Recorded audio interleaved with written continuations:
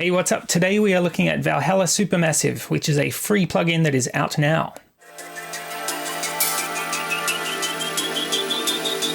Okay, so Supermassive is from Valhalla DSP, and it's essentially feedback delay networks. I don't really know what that means either. So it seems to be an experiment from Valhalla that they've been thinking about for a little while and put together reasonably quickly in the past few months. Let's check it out properly. Okay, so this is Supermassive. Check it out. It doesn't look very massive, but it is fully resizable. So let's make it supermassive. There we go. And for today's test, I'm just going to be putting sine waves through it. So they sound like that. And if we turn on Supermassive,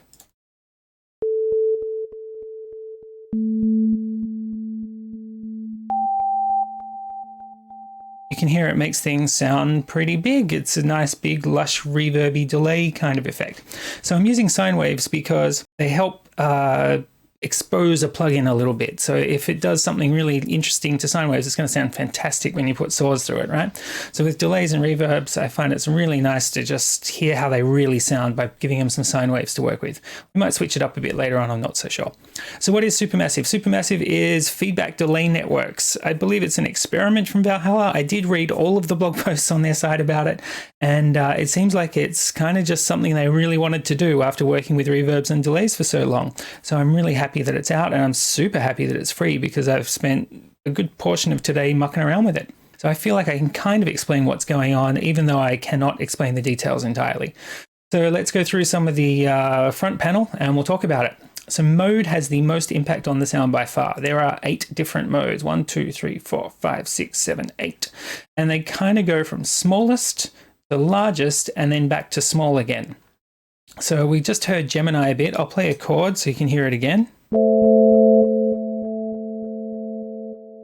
So it's actually lovely sounding. It sounds really wide, and I know that if I put some organic stuff through that, it's going to sound kind of roomy.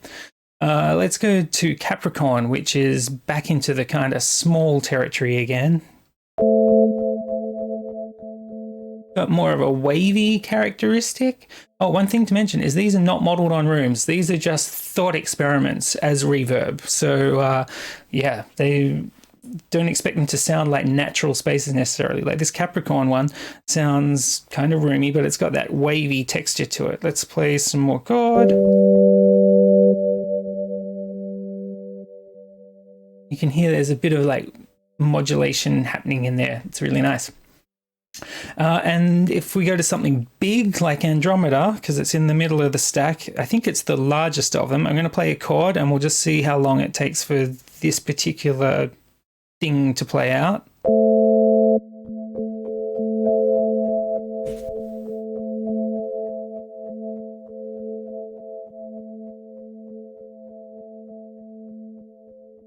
How nice does that sound? It's just absolutely gorgeous.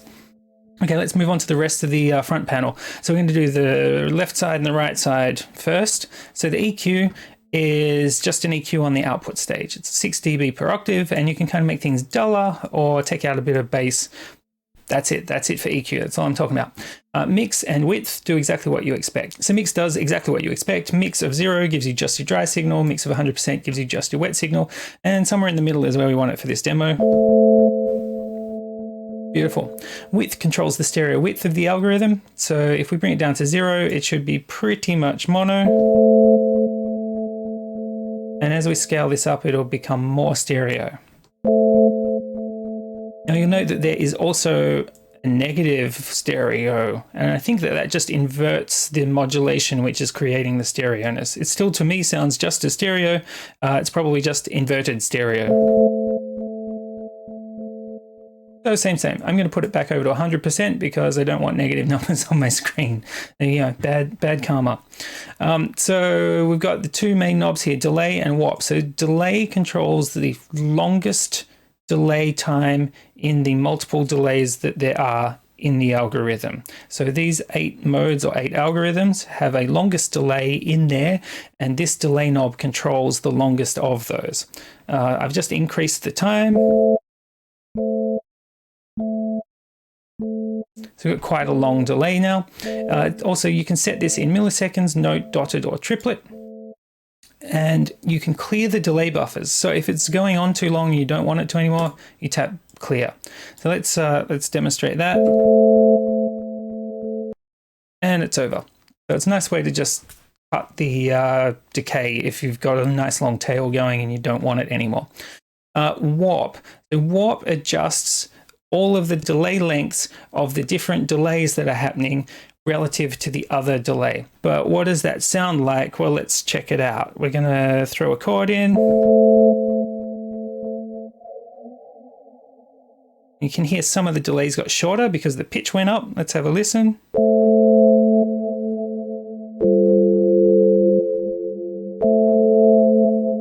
So to me, that's given it a bit more of a hollow feel. We'll keep going.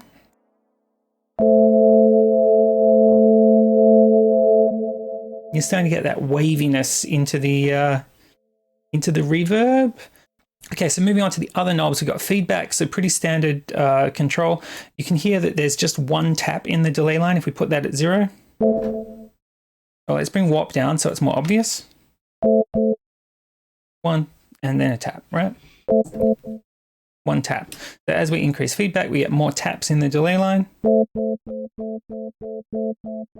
can hear they start to phase out and get shimmery, even with density at 0, which is our next knob. So density controls how the echoes or the delays feed into each other, I think.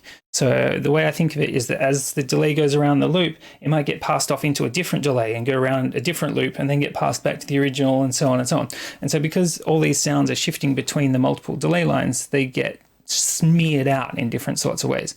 So we'll leave density at 0 and I'll wind it up once we get a little bit of a delay going. Let's turn feedback right the way up.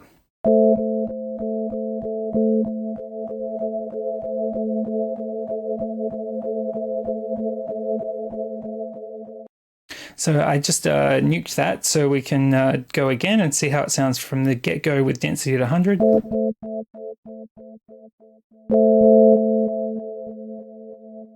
right, let's increase warp a bit. In here, like, it no longer sounds like individual delays, it sounds like a reverb.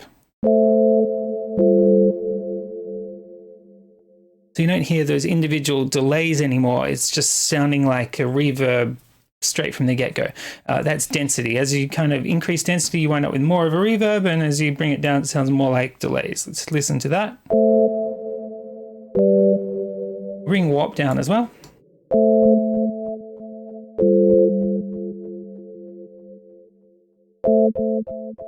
And we're back down to just straight up delays. Okay, we've also got mod, which modulates the delay times as well. So we've got depth, so we can put it all the way up, have it all the way down, and we got rate, how quickly we modulate it. That's pretty standard control you see on other things. I'm more interested with this plugin in the weird stuff where delay, warp, feedback, and density are kind of those for me. So let's check out the other algorithms, and we'll just play some chords through them. So Hydra.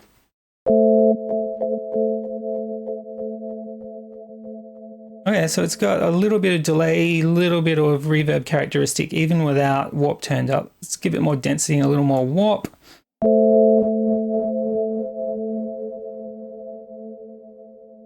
It's so nice.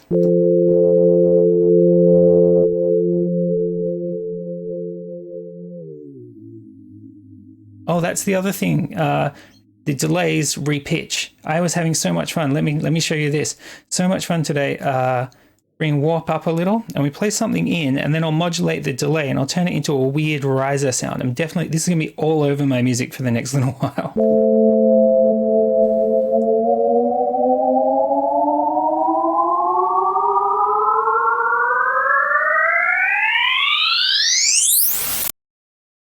How great is that? And all the algorithms like behave slightly differently when you feed them in, and then you start modulating the delay times.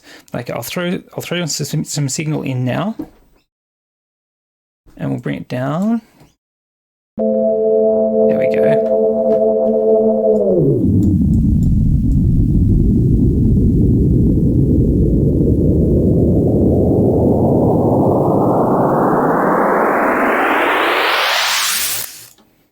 How good is that? I've been having heaps of fun making sounds like that out of this today.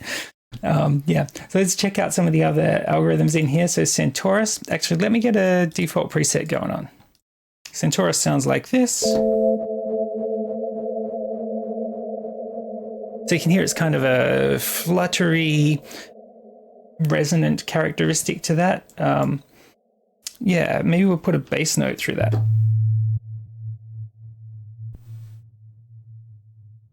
And hear those like extra wobbly, harmonic-y, stretchy tones coming out a bit.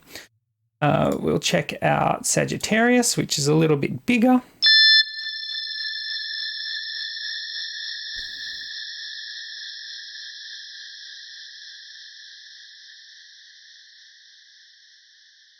All right, and what else have we got here? We've got the Great Annihilator. Okay, so I'm going to feed it that same chord, and then I'll pull my hands up.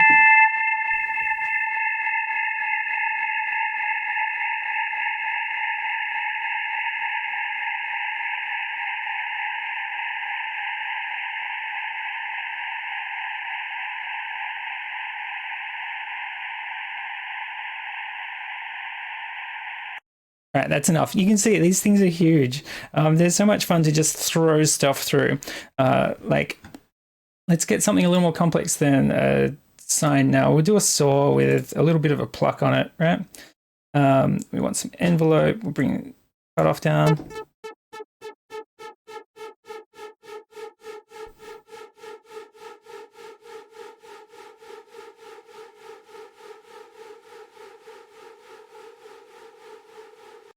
How good does that sound, just smearing out over time? We could obviously up the warp and we'd probably get more of that straight up.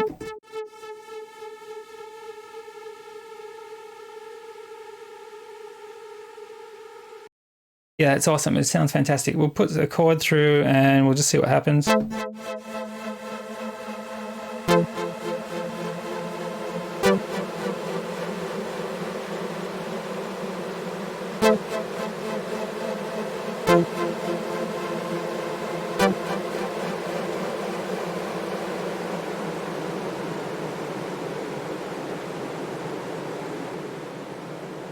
Yeah, so I've had so much fun with this today. Anyway, that's Valhalla Supermassive. Check it out. It is free. Go download it now. Okay, and that was my quick first look at Valhalla Supermassive. Thanks for watching, and I'll catch you in the next video.